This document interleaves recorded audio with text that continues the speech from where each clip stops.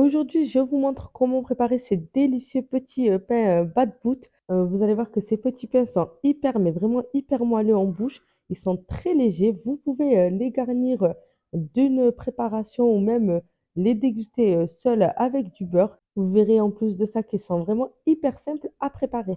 Je commence par mettre 500 grammes de farine dans mon bol et je viens ajouter 250 grammes de semoule extra fine.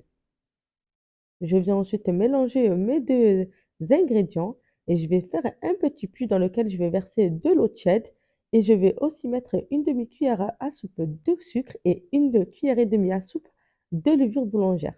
Je vais remuer et laisser poser environ 10 minutes. Au bout de 10 minutes, je viens mettre le sel sur le côté et je viens tout simplement commencer à pétrir petit à petit en y versant, tout doucement 350 millilitres d'eau.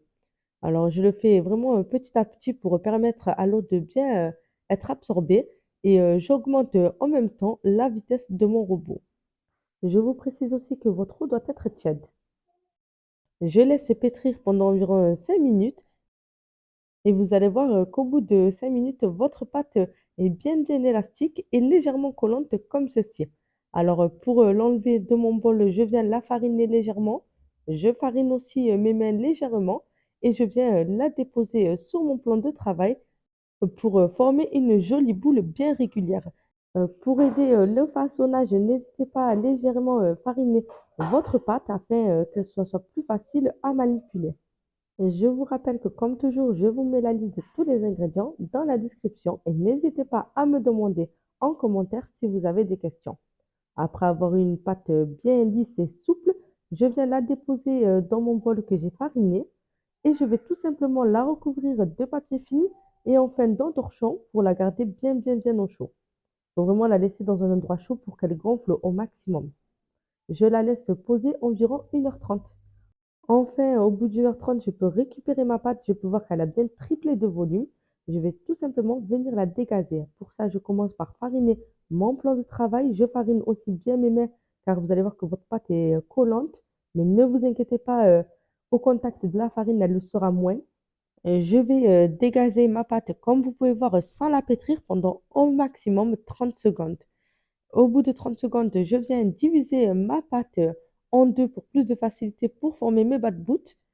Je viens ensuite fariner bien mon plan de travail. Je prends une partie de boule de pâte et je viens l'étaler à l'aide d'un rouleau. Je l'étale sur environ un demi-centimètre d'épaisseur et je prends un emporte-pièce avec lequel je vais venir former mes petits pains.